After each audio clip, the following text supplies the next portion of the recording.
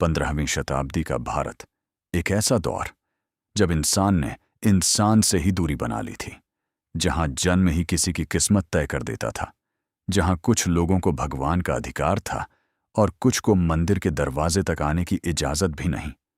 काशी, धर्म और ज्ञान की नगरी, लेकिन उसी काशी की गलियों में मानवता कराह रही थी। ऊंच नीच, छुआछूत और पाखंड के भारी बोझ तले दबा हुआ समाज, जहां भक्ति का नाम तो था, लेकिन सच्ची भक्ति की पहचान खो चुकी थी। और ठीक इसी अंधकार के बीच एक ऐसी रोशनी जन्म लेती है जो आने वाले समय में न सिर्फ अंधकार को मिटाती है, बल्कि इंसानियत को उसकी असली पहचान भी वापस दिलाती है।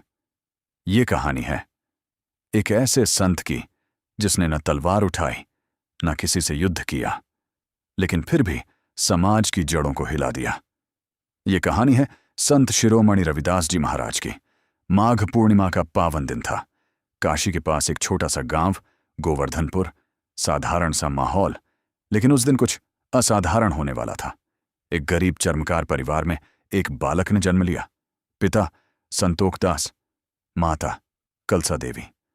घर में कोई उत्सव जैसा माहौल नहीं था, न कोई शहनाई, न कोई विशेष आयोजन, लेकिन किस्मत चुपचाप मुस्कुरा रही थी, क्योंकि इस घर में जन्मा यह बालक आने वाले समय में इतिहास बदलने वाला था। उसका नाम रखा गया रविदास। किसी को अंदाजा भी नहीं था कि जो बालक आज इस मिट्टी के छोटे से घर में जन्मा है, वही आगे चलकर समाज की जंजीरों को तोड़ने वाला बनेगा। रविदास का बचपन किसी राजकुमार जैसा नहीं था, बल्कि एक ऐसी दुनिया में बीता जहां इंसान की पहचान उसके कर्म से नहीं, उसकी जाति से होती थी। जब वो खेलने जाते तो दूसरे बच्चे उनसे दूरी बना लेते। जब वो किसी मंदिर के पास से गुजरते तो उन्हें रोका जाता, टोक दिया जाता, जैसे वो इंसान नहीं बल्कि कोई अछूत साया हो। लेकिन हैरानी की बात यह थी कि इतना सब सहने के बाद भी उनके चेहरे पर कभी गुस्सा नहीं दिखा। उनकी आंखों में हमेशा एक अजीब सी शांति रहती थी, जैसे वो इस दुनिया को किसी और नजर से देख रहे हों। रविदास अक्सर अपने पिता को जूते बनाते हुए देखते, चमड़े को काटते, सिलते, और उसी दौरान उनके मन में एक सवाल बार बार उठता, क्या सच में भगवान ने इंसानों को अलग अलग बनाया है? अगर सबका खून एक जैसा है तो ये ऊंच नीच क्यों? ये सवाल एक छोटे बच्चे के नहीं थे, ये सवाल एक जागृत आत्मा के थे। जहां बाकी बच्चे खेलकूद में लगे रहते, वहीं रविदास का मन कुछ अलग था। उन्हें साधु संतों की संगति पसंद थी। वो घंटों बैठकर उनकी बातें सुनते, राम का नाम सुनते, भक्ति की कहानियां सुनते, और धीरे धीरे उनका मन उसी में बसने लगा। रविदास अपने पिता के काम में हाथ बंटाते थे, लेकिन उनका दिल बहुत अलग था। जब भी कोई गरीब या साधु बिना जूते के दिखता तो वो चुपचाप उसे नए जूते दे देते, बिना पैसे लिए। उनके लिए किसी के पैरों की तकलीफ कम करना सबसे बड़ा धर्म था। लेकिन हर कहानी में एक मोड़ आता है।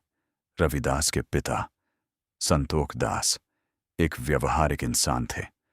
उन्होंने देखा कि उनका बेटा कमाने से ज्यादा दान कर रहा है, तो एक दिन उन्होंने गुस्से में कहा, बेटा, भक्ति से पेट नहीं भरता, जीवन चलाने के लिए धन जरूरी है। अगर तुम सब कुछ यूं ही दे दोगे तो हमारा गुजारा कैसे होगा? रविदास ने बहुत शांत स्वर में कहा, पिताजी, जिस हाथ से हम किसी के दर्द को कम करते हैं, वो हाथ कभी खाली नहीं रहता। ये शब्द साधारण नहीं थे, ये एक संत की सोच थी। लेकिन उनके पिता इस बात को समझ नहीं पाए। गुस्से में आकर उन्होंने रविदास को घर से अलग कर दिया। उन्हें घर के पीछे एक छोटी सी जगह दे दी गई और कहा, अब से अपना जीवन खुद संभालो। घर से अलग किए जाने के बाद रविदास के जीवन का असली संघर्ष शुरू हुआ। अब ना कोई सहारा था, ना कोई जमा पूंजी, बस एक टूटी फूटी झोपड़ी, कुछ औजार और उनके साथ उनकी पत्नी लोना। लेकिन सबसे बड़ी बात, उनके पास था अटूट विश्वास। वो झोपड़ी जिसे देखकर कोई भी कह दे कि यहां जीना मुश्किल है, वही अब उनका संसार बन चुकी थी। बारिश होती तो छप्पर टपकता, गर्मी में धूप अंदर तक चली आती। लेकिन इन सब के बावजूद रविदास के चेहरे पर कभी शिकायत नहीं आई। उन्होंने हालात को कोसा नहीं, बल्कि उन्हें स्वीकार किया। उन्होंने अपने पुराने काम को ही अपनाया, जूते बनाना। लेकिन उनके लिए ये सिर्फ काम नहीं था, ये उनकी साधना बन चुका था। जब वो चमड़ा काटते तो उनके होंठों पर राम का नाम होता। जब वो सुई चलाते तो हर टांका एक मंत्र बन जाता। उनके लिए हर ग्राहक कोई आम इंसान नहीं, बल्कि स्वयं भगवान का रूप था। जहां लोग चमड़े की दुर्गंध से दूर भागते थे, वहीं रविदास उसी में भी सुगंध महसूस करते थे, क्योंकि उनका मन बाहरी चीजों में नहीं, भगवान में लगा था। उनकी झोपड़ी के बाहर एक कठौती रहती थी, जिसमें चमड़ा भिगोने का पानी भरा रहता। दूसरों के लिए वो गंदा पानी था, लेकिन रविदास के लिए वही उनकी कर्मभूमि, वही उनका मंदिर था। धीरे धीरे उनकी भक्ति और सरलता की चर्चा फैलने लगी। लोग दूर दूर से आने लगे, सिर्फ एक मोची से जूते बनवाने के लिए नहीं, बल्कि एक संत के दर्शन करने के लिए। उनकी झोपड़ी अब छोटी जरूर थी, लेकिन वहां से निकलने वाली शांति लोगों के दिलों को छू रही थी। कहते हैं, जब कोई सच्चे मन से भक्ति करता है तो उसकी परीक्षा जरूर होती है। एक दिन एक अजीब सा साधु उनकी झोपड़ी के सामने आकर खड़ा हो गया। उसकी आंखों में एक अलग चमक थी, जैसे वो कोई साधारण इंसान ना हो। साधु ने अपनी झोली से एक चमकता हुआ पत्थर निकाला और कहा, रविदास, ये कोई साधारण पत्थर नहीं है, ये पारस है। जिस भी लोहे को छू देगा वो सोना बन जाएगा। तुम इसे रख लो, तुम्हारी गरीबी खत्म हो जाएगी। रविदास उस समय अपने काम में लगे हुए थे। उन्होंने बिना ऊपर देखे ही कहा, महाराज, मुझे इसकी जरूरत नहीं है। मेरे लिए राम का नाम ही सबसे बड़ा पारस है, और मेरी मेहनत ही मेरा धन है। साधु हैरान रह गया। जिस चीज के लिए लोग जीवन भर तरसते हैं, जिसके लिए लोग कुछ भी कर सकते हैं, वो चीज सामने रखी है, और ये इंसान उसे लेने से मना कर रहा है। साधु ने फिर कहा, रविदास, सोच लो, ये तुम्हारी जिंदगी बदल सकता है। इस बार रविदास ने मुस्कुराते हुए कहा, अगर आप इतना ही चाहते हैं तो इसे उस छप्पर में रख दीजिए, जब कभी जरूरत होगी ले लूंगा। साधु वहां से चला गया, लेकिन उसके मन में एक जिज्ञासा थी। वो जानना चाहता था कि आगे क्या होगा। लगभग 1 साल बाद वो फिर उसी झोपड़ी के पास आया। उसने देखा, सब कुछ वैसा ही था। वही टूटी झोपड़ी, वही फटे कपड़े, और वही रविदास, जो अब भी पूरे ध्यान से जूते बना रहे थे। साधु ने आश्चर्य से पूछा, रविदास, तुम अब भी ऐसे ही हो? मैंने जो पारस दिया था उसका क्या हुआ? रविदास ने धीरे से ऊपर देखा और मुस्कुराते हुए कहा, महाराज, वो जहां आपने रखा था शायद वहीं होगा। मुझे उसे छूने की फुर्सत ही नहीं मिली। साधु ने छप्पर से पत्थर निकाला। वो वैसा का वैसा ही था, न किसी लोहे को छुआ गया, न किसी सोने में बदला गया। उस दिन ये बात आग की तरह फैल गई। लोगों को समझ आ गया, ये कोई साधारण इंसान नहीं है, ये वो संत है जिसने माया पर विजय पाली है, जिसके लिए सोना भी मिट्टी के बराबर है। उस दिन एक बात साफ हो गई, जिसे धन का लालच नहीं, वही असली धनवान है। काशी की सुबह, घाटों पर घंटियों की आवाज, मंत्रों का उच्चारण और गंगा जी की लहरों में डूबती उतराती आस्था। लोग दूर दूर से आते थे अपने पाप धोने के लिए, लेकिन उसी काशी में एक ऐसा इंसान भी था जिसे गंगा तक जाने की जरूरत नहीं थी, क्योंकि गंगा खुद उसके पास आने वाली थी। रविदास जी अपनी झोपड़ी के बाहर बैठे थे, हमेशा की तरह जूते बनाने में लगे हुए। उनके हाथ काम में व्यस्त थे, लेकिन मन राम के नाम में डूबा हुआ था। तभी वहां से कुछ पंडित गुजरे, साफ सुथरे वस्त्र, माथे पर तिलक, हाथ में पूजा की सामग्री। वे गंगा स्नान के लिए जा रहे थे। एक पंडित ने रविदास को देखा और हंसते हुए बोला, अरे रविदास, तू दिन भर इस गंदे चमड़े में ही लगा रहता है। कभी गंगा स्नान करके अपने पाप भी धो लिया कर। चल, हमारे साथ चल। रविदास जी ने शांत स्वर में कहा, पंडित जी, मैं जरूर चलता, लेकिन मैंने एक ग्राहक से वचन दिया है कि आज शाम तक उसके जूते तैयार कर दूंगा। अगर मैं अभी चला गया तो मेरा वचन टूट जाएगा। उन्होंने आगे कहा, और पंडित जी, जिसका वचन ही सच्चा नहीं, उसका धर्म कैसा? अगर मेरा मन यहाँ काम में लगा है तो गंगा में डुबकी लगाने से भी मुझे पुण्य नहीं मिलेगा। पंडित यह सुनकर हंस पड़ा। उसे लगा एक मोची उसे धर्म सिखा रहा है। तभी रविदास जी ने अपनी जेब से एक सुपारी और एक सिक्का निकाला और पंडित को देते हुए कहा, अगर आप जा ही रहे हैं तो ये मेरी ओर से गंगा मैया को अर्पित कर देना, लेकिन एक शर्त है, इसे पानी में फेंकना मत। जब गंगा मैया खुद इसे स्वीकार करें तभी देना। पंडित ने सोचा, कैसी मूर्खता है, गंगा खुद आकर भेंट लेगी। फिर भी उसने सुपारी ले ली और आगे बढ़ गया। पंडित गंगा घाट पहुंचा। उसने विधि विधान से स्नान किया, मंत्र पढ़े, पूजा की, और जब लौटने लगा तभी उसे रविदास की बात याद आई। वह हंसते हुए बोला, हे गंगा मैया, तेरे भक्त रविदास ने यह सुपारी भेजी है, ले स्वीकार कर इसे। अचानक गंगा की लहरें तेज होने लगीं, पानी जैसे जीवंत हो उठा, और तभी जल के बीच से दो दिव्य हाथ प्रकट हुए, आभूषणों से सजे हुए, चमकते हुए। एक मधुर आवाज गूंजी, मेरे भक्त की भेंट मैं स्वयं स्वीकार करती हूं। गंगा माया ने वह सुपारी अपने हाथों से ली और बदले में एक सोने का चमकता हुआ कंगन पंडित के हाथ में रख दिया और कहा, ये मेरे पुत्र रविदास को दे देना। पंडित के हाथ कांपने लगे, आंखें फटी की फटी रह गईं। जो उसने देखा वो उसकी कल्पना से परे था। लेकिन मनुष्य का मन जल्दी बदल जाता है। उसके अंदर लालच आ गया। उसने सोचा, रविदास तो एक मोची है, उसे इतने कीमती कंगन का क्या काम? अगर मैं ये राजा को दे दूं तो मुझे बड़ा इनाम मिलेगा। पंडित ने वो कंगन राजा को दे दिया। राजा ने जब वो कंगन देखा तो दंग रह गया। इतना सुंदर और अनोखा कंगन उसने पहले कभी नहीं देखा था। राजा ने वह कंगन रानी को दिया। रानी उसे देखकर मोहित हो गई, लेकिन उसने कहा, मुझे ऐसा ही एक और कंगन चाहिए। राजा ने तुरंत पंडित को बुलाया। वैसा ही दूसरा कंगन ला कर दो, वरना तुम्हें दंड दिया जाएगा। अब पंडित के पैरों तले जमीन खिसक गई। उसे समझ आ गया कि अब बचने का एक ही रास्ता है, रविदास जी। वह भागता हुआ रविदास जी के पास पहुंचा और उनके चरणों में गिर पड़ा। उसने रोते रोते सारी सच्चाई बता दी। रविदास जी ने उसे उठाया। उनके चेहरे पर कोई गुस्सा नहीं था, सिर्फ करुणा थी। उन्होंने कहा, घबराओ मत, सब ठीक होगा।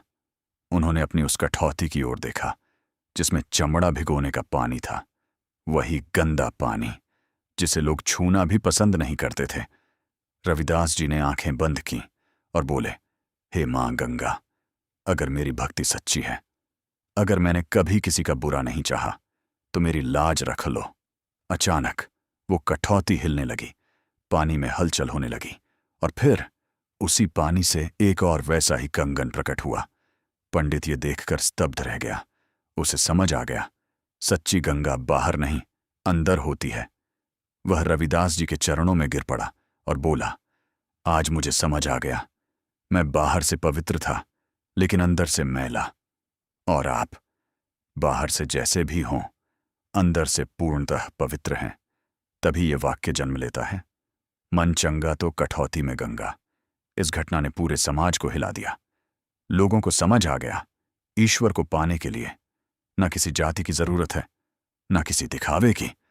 जरूरत है तो सिर्फ एक सच्चे और साफ दिल की। काशी की गलियों से उठी एक आवाज अब धीरे धीरे पूरे देश में फैलने लगी थी। एक मोची जिसकी झोपड़ी छोटी थी, लेकिन जिसकी सोच राजाओं से भी बड़ी थी।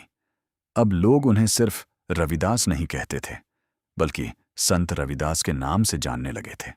उनकी भक्ति, उनकी वाणी और उनके चमत्कारों की चर्चा धीरे धीरे काशी से निकलकर राजस्थान के चित्तौड़ तक पहुंच गई। चित्तौड़ की रानी, रानी झाली, कई कथाओं में इन्हें मीराबाई की गुरु भी माना जाता है। जब उन्होंने संत रविदास के बारे में सुना तो उनके मन में एक तीव्र इच्छा जागी, मुझे इस संत से मिलना है। रानी झाली काशी पहुंची, राजसी वस्त्र, शाही सम्मान। लेकिन जैसे ही वो रविदास जी के सामने पहुंची, उन्होंने बिना किसी अहंकार के उनके चरणों में बैठकर ज्ञान प्राप्त करना शुरू कर दिया। ये दृश्य उस समय के समाज के लिए एक बहुत बड़ा झटका था। एक क्षत्रिय रानी एक चर्मकार संत के चरणों में बैठी है। ब्राह्मणों और समाज के ठेकेदारों को ये बिल्कुल पसंद नहीं आया। उन्होंने कहना शुरू किया, रानी का धर्म भ्रष्ट हो गया है। एक शूद्र से ज्ञान लेना ये शास्त्रों के खिलाफ है। लेकिन रानी झाली अडिग रही। उन्होंने कहा, जहां सच्चा ज्ञान है वही मेरा गुरु है। मुझे जाति नहीं, सत्य चाहिए। रानी ने सच्चाई साबित करने के लिए एक बड़ा आयोजन किया, एक विशाल भोज जिसमें सैकड़ों ब्राह्मणों को आमंत्रित किया गया और विशेष रूप से संत रविदास जी को भी बुलाया गया। ब्राह्मणों ने साफ मना कर दिया, हम उस शूद्र के साथ बैठकर भोजन नहीं करेंगे। अगर भोजन करना है तो हमें अलग बैठाया जाए। रविदास जी ने यह सब सुना और बस मुस्कुरा दिए। उन्होंने कोई बहस नहीं की। उन्होंने कहा, ठीक है, जैसा आप उचित समझें। भोजन शुरू हुआ। ब्राह्मण एक पंक्ति में बैठे और रविदास जी अलग। सब कुछ सामान्य लग रहा था, लेकिन अचानक कुछ ऐसा हुआ जिसने सब कुछ बदल दिया। हर दो ब्राह्मणों के बीच एक एक रविदास दिखाई देने लगे। ब्राह्मण इधर देखते, उधर देखते, हर तरफ उन्हें अपने पास रविदास ही बैठे नजर आते। उनकी आंखें खुल गईं। उन्हें समझ आ गया, जिसे वो नीच समझ रहे थे, वो कोई साधारण इंसान नहीं है। उन्हें ऐसा प्रतीत हुआ जैसे रविदास के भीतर से एक दिव्य प्रकाश निकल रहा है, जैसे वो किसी उच्च शक्ति का रूप हो। कहा जाता है, जब उन्होंने अपने जनेऊ पवित्र धागा की ओर देखा तो उन्हें लगा, रविदास के सीने पर तो सोने जैसा दिव्य जनेऊ चमक रहा है। अब उनके पास कोई तर्क नहीं बचा था। वो उठे और रविदास जी के चरणों में गिर पड़े। रविदास जी ने बहुत शांत स्वर में कहा, जन्म से कोई ऊंचा या नीचा नहीं होता। मनुष्य अपने कर्मों से महान बनता है। तुम वेदों का पाठ करते हो, लेकिन तुम्हारे मन में अहंकार है। मैं चमड़ा काटता हूं, लेकिन मेरे मन में सबके लिए प्रेम है। उनके शब्द सीधे दिल में उतर गए। उन्होंने कहा, जाति जाति में जाति है, जैसे केलन के पात। रविदास मनुष्य ना जुड़ सके जब तक जाति न जात। ये सिर्फ शब्द नहीं थे, ये एक क्रांति थी जिसने सदियों पुरानी सोच को चुनौती दी। संत रविदास अब सिर्फ एक नाम नहीं रहे थे, वो एक विचार बन चुके थे, एक ऐसी सोच जो समाज को बदलने की ताकत रखती थी। उन्होंने केवल गलत परंपराओं का विरोध ही नहीं किया, बल्कि एक नए समाज की कल्पना भी की। एक ऐसा समाज जहां इंसान इंसान से अलग ना हो, जहां किसी की पहचान उसकी जाति से नहीं, बल्कि उसके कर्म और उसके दिल से हो। रविदास जी ने अपनी वाणी में एक ऐसे शहर का वर्णन किया जिसका नाम था बेगमपुरा, बेगम यानी बिना गम का। एक ऐसा शहर जहां कोई दुख ना हो। उन्होंने कहा, वहां कोई ऊंच नीच नहीं होगी, कोई भेदभाव नहीं होगा, न कोई टैक्स, न कोई डर, न कोई शोषण, न कोई अन्याय। हर व्यक्ति स्वतंत्र होगा, हर कोई समान होगा। सोचकर देख भाई, ये बात 15वीं शताब्दी में कही जा रही थी, जब दुनिया में राजशाही थी, जब अधिकार कुछ लोगों तक सीमित थे। उस समय एक मोची का बेटा समानता और आजादी की बात कर रहा था। रविदास जी ने तलवार नहीं उठाई, लेकिन उनके शब्द किसी तलवार से कम नहीं थे। उन्होंने लोगों के दिमाग में जमी सदियों पुरानी सोच को काट दिया। उनका पूरा जीवन एक ही बात सिखाता है, आप कहाँ पैदा हुए ये आपके हाथ में नहीं, लेकिन आप क्या बनते हैं ये पूरी तरह आपके कर्मों पर निर्भर करता है। उन्होंने कभी अपने काम को छोटा नहीं समझा। जूते बनाना उनके लिए पूजा था। उन्होंने सिखाया, कोई काम छोटा नहीं होता, हर श्रम में ईश्वर बसता है। उन्होंने उन लोगों को आवाज दी जो सदियों से दबे हुए थे। उन्हें बताया, तुम्हें किसी बिचौलिए की जरूरत नहीं, ईश्वर तुम्हारे अंदर ही है। कहा जाता है संत रविदास जी ने लगभग 120 वर्ष तक जीवन जिया और पूरे जीवन लोगों को जगाते रहे, अंधविश्वास के खिलाफ, भेदभाव के खिलाफ और सच्ची भक्ति के लिए।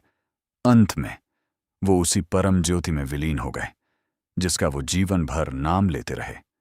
लेकिन जाते जाते वो हमें एक ऐसा विचार दे गए जो आज भी उतना ही सच है। ऐसा चाहूं राज में जहां मिले सबन को अन्न, छोट बड़ो सब सम बसे, रैदास रहे प्रसन्न। तो दोस्तों, ये थी कहानी एक ऐसे संत की जिसने ना कोई सेना बनाई, ना कोई युद्ध लड़ा, लेकिन फिर भी समाज की जड़ों को हिला दिया। संत रविदास जी हमें सिखाते हैं, सच्ची भक्ति मंदिरों में नहीं, दिल में होती है। सच्चा धर्म दिखावे में नहीं, कर्म में होता है। और सच्चा इंसान वही है जिसके दिल में सबके लिए प्रेम हो। अगर आपको ये कहानी पसंद आई हो और आप ऐसे ही और भी प्रेरणादायक जीवन की कहानियां सुनना चाहते हैं, तो अभी इस चैनल को सब्सक्राइब कर लीजिए और वीडियो को लाइक और शेयर ज़रूर करें, क्योंकि हम लाते रहेंगे ऐसी ही सच्ची और प्रेरणादायक कहानियां। मिलते हैं अगली वीडियो में। तब तक के लिए नमस्कार।